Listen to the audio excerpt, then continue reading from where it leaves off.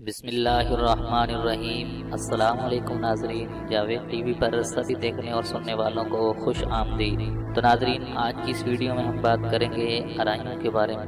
ارائیں ایک ایسی ذات ہے کہ اس ذات کے لوگ پاکستان اور بھارت میں کثرت سے پائے جاتے ہیں، اور آپ میں سے بھی بہت سے ارائیں قوم سے تعلق رکھتے ہوں گے۔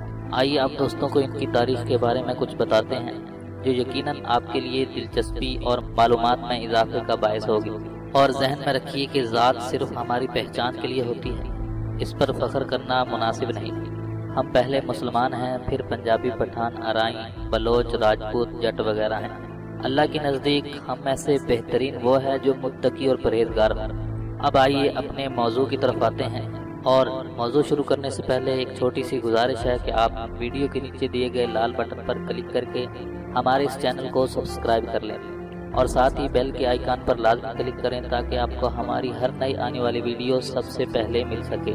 تو چلیے شروع کرتے ہیں۔ ارائیں ذات کے آباء و اجداد الرہائی فلسطینی عرب تھے، جو 712 ہجری میں دریائے اردن کے کنارے آباد شہر الرہا سے ہجرت کر کے آئے تھے۔ محمد بن قاسم کے ساتھ بر صغیر میں داخل ہونے والی فوج کی تعداد 12,000 تھی، جس میں سے 6,000 الرہائی تھے۔ محمد بن قاسم تقریباً 4 سال تک سندھ میں رہے۔ اسی دوران گورنر عراق حجاج بن یوسف اور خلیفہ ولید بن عبد الملک کا یکے بعد دیگرے انتقال ہو گیا۔ خلیفہ سلیمان بن عبد الملک نے تخت نشینی کے بعد حجاج بن یوسف کے خاندان پر سخت مظالم ڈھائے۔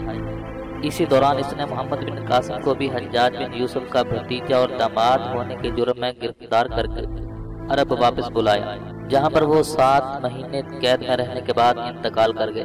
خلیفہ کی ان ظالمانہ کارروائیوں کی وجہ سے الرہائی فوجیوں نے اپنے آبائی وطن واپس نہ جانے اور بر صغیر میں ہی قیام کا فیصلہ کر لیا۔ خلیفہ کے عذاب سے بچنے کے لیے انہوں نے فوج کی ملازمت چھوڑ دی اور کھیتی باڑی کو اپنا ذریعہ معاش بنا لیا۔ کچھ اشروں بعد وہ آہستہ آہستہ وسطی اور مشرقی پنجاب کی طرف چلے گئے، اور وقت کے ساتھ ساتھ ان کی اگلی نسلیں پورے بر صغیر کے اندر پھیل گئیں۔ صدیوں تک غیر عرب علاقے میں رہنے اور مقامی آبادیوں کے ساتھ گھل مل جانے کی وجہ سے عرب الرہائی جہاں اپنی عربی زبان چھوڑ کر اجمی ہو گئے، وہاں انہوں نے بر صغیر کی مقامی زبانوں پر بھی گہرا اثر چھوڑا۔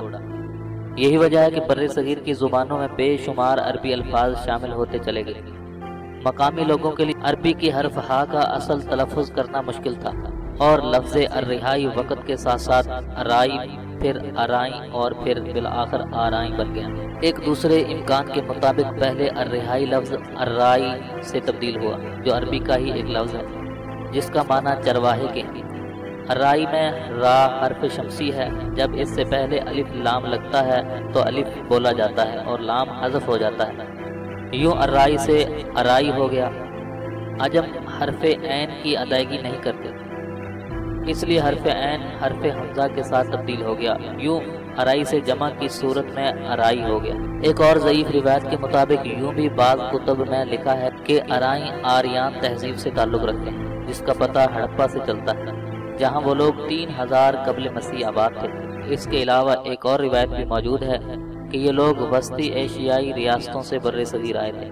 ان تمام ضعیف روایات کی تردید میں آج کی ارائیں ذات کو ماضی کے الرہائی ثابت کرنے والے کہتے ہیں کہ بر صغیر میں بسنے والے دیگر مسلمانوں کے برخلاف ارائیوں کی 100% آبادی مسلمان ہیں۔ اگر یہ کسی آریان تہذیب کی نسل سے ہوتے تو دیگر 9 مسلم ذاتوں کی طرح ان کی اتنی کثیر آبادی کا 20 یا 30% حصہ یقیناً ہندو یا سکھوں پر مشتمل ہوتا۔ محمد بن قاسم کے لشکر سے ارائیں لفظ کی تشریح راجہ طاہر کی قید میں ایک مسلمان لڑکی کی آواز پر لبیک کہنے والا 12,000 عوام کا اسلامی لشکر 4 حصوں پر مشتمل تھا۔ پہلے حصے کا نام مقدمۃ الجیش تھا، جو کہ تھوڑے سے آدمی پر مشتمل تھا اور لشکر سے 3-4 میل آگے سے راستہ کی رہنمائی کر رہا تھا۔ باقی دائیں طرف کا لشکر میمنہ اور بائیں طرف والا میسرہ اور درمیان والے لشکر کا نام قلب تھا۔ ہر اسلامی لشکر کے پاس ایک جھنڈا ہوتا تھا جس کو فوج ہر صورت میں بلند رکھتی ہے، اور جنگ کے اختتام پر یہ مفتوحہ زمین پر گاڑ دیا جاتا ہے۔